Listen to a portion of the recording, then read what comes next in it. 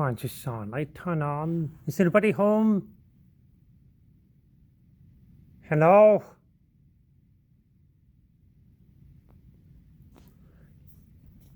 You know the scene in the movie 28 Days Later? Set in London, when the guy wakes up at the beginning of the movie in a hospital gown. He gets out of the hospital and walks around, and the entire city of London is completely deserted and empty. Nothing going on, no sounds, no cars, nothing at all. Turns out the zombies took over, but even the zombies are not around. So, here's what's happening here.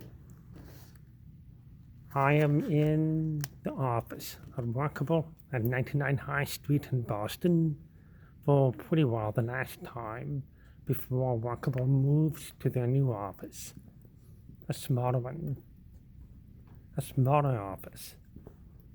Because they traded offices with someone else. Another company wanted a bigger office, and we needed a smaller office because this office is expensive.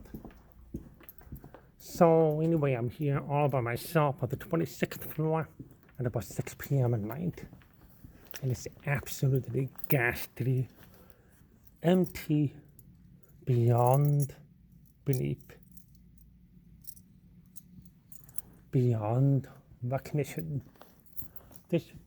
All the desks are still here, but just desks. Nothing on the desk. And the hallway is completely empty. Basically, when I was last here, back in the fall, everybody's desk was completely covered in junk. It was like everybody had left, and they left everything behind. And that's where I felt like I am legend. Or like the opening scene of 28 Days Later. But now everything's been cleaned up because everybody's moving. And today's the last day that we're allowed to be here. I'm here so late because I didn't get a chance to come in earlier. So I think I might be the last one here in general before they start the big move. Anyway, it is February the 17th, 2021. Still really strange times. But the strange times are normal. To the point where you have strange times which are normal, and normal times are becoming strange. So, I look outside at the city of Boston, and it's pretty quiet out here, but still a lot of traffic out there, like kind of normal, busy or whatever, but still strange. As it is now, it is, what's the body count?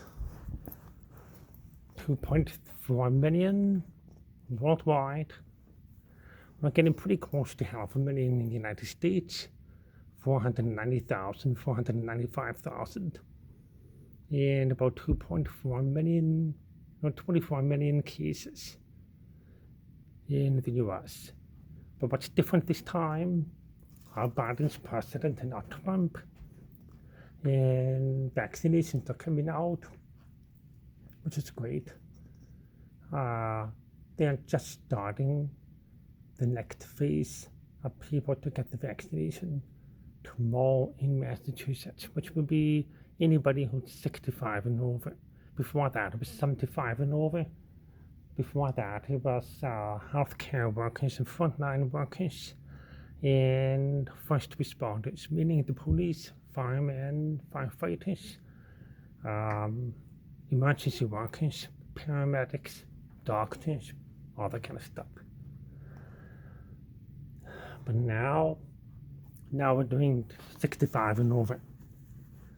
And people with 2 or more comorbidities, meaning if you have a comorbidity and you get COVID, your risk of dying or getting pretty damaged by COVID is much, much higher than if you were a fully 100% healthy person.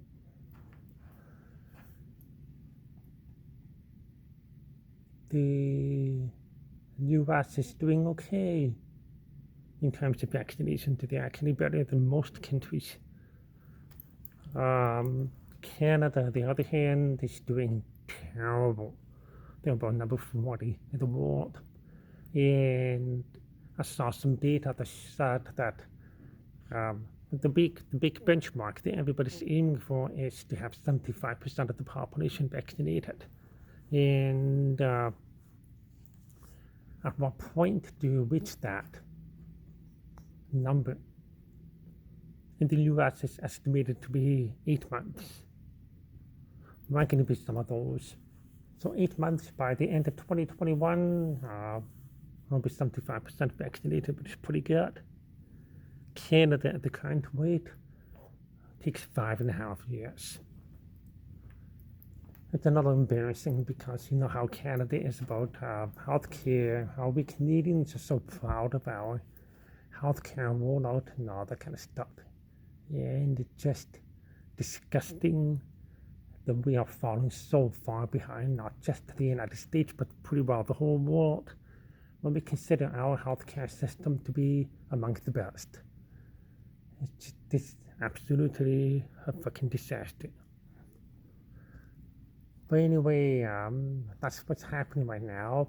I was looking at some of the old videos that I made, particularly the first one on about March the 11th, 2020, or March the 12th, March the 10th, whatever that was, when I was walking from the Malden Center subway station, the T-stop, all the way to go pick up Benjamin at the daycare.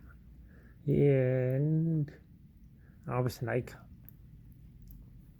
bug-eyed at the fact that we were at almost 100,000 cases and a couple thousand deaths worldwide. That feels like such a long time ago, and I said something about it being a tidal wave. I don't think I ever expected to get this bad, even my wildest dreams. I saw something a little unsettling. Some guy predicted that this could be just a training exercise for the next big pandemic. Like, this is not really such a bad pandemic, all things considered. Only 2.5 million people dead. The Spanish flu in 1918 killed about 50, 60, 70 million people. There's a hell of a lot more. 20 times, 25 times as much, which is crazy. And so this guy thinks we are just in a training session. It's like a wake-up call so that we're better prepared for when a real pandemic comes along someday. I hope he's wrong. I really, really, really hope he's wrong, because I am ready to go back to some semblance of normal life, and I don't know when that's going to happen. The other thing that's happening is Fernanda, Benjamin, and Alex and I were talking pretty seriously about moving back to Canada for the healthcare, to have the kids hang out with my parents a little more, to go and live with them on Salt Spring Island, and that kind of thing. And we were almost completely sold on the idea of moving. But then we started thinking about it a little more and more and more, and we realized how much we're actually giving up. Which is crazy. I never thought being in the United States would become a permanent thing, and I still don't think it's permanent. But it is it's an experience we don't really want to put an end to yet. We're not ready to call it a day, because there's still a lot of life to be lived in this country. And in Boston, New York City, Europe is so close by, Brazil is very close by. So why not, eke it out for a few more years, see how it goes, and put in the effort to see my parents a little bit more often, spend more time with them, whether it's virtually or in real life. And so we decided we were probably going to stay we were pretty close to deciding to move, but we just couldn't come to terms with it. Anyway, it started February 17th, 2021, and I think, I don't know, it's kind of emotional, because this is like the end of the office as we know it. That's one thing that's never going to return to normal. We're not going to have these big, stupid offices. Literally stupid offices. Big, empty spaces with these massive, massive views of the 26th floor in downtown Boston with this kind of real estate. That's something that's going to change immeasurably. It just doesn't make sense that people need to be physically present in an office anymore.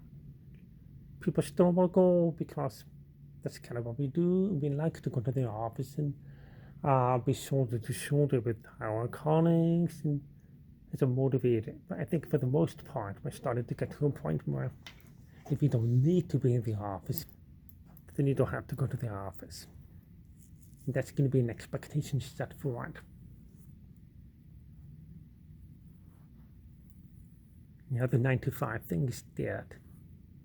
But the rat race, the commuter life, is completely fucked and changed. Yeah. Anyway, I'm tired. I'm gonna sign out and I'll make another video very soon. Okay, peace out.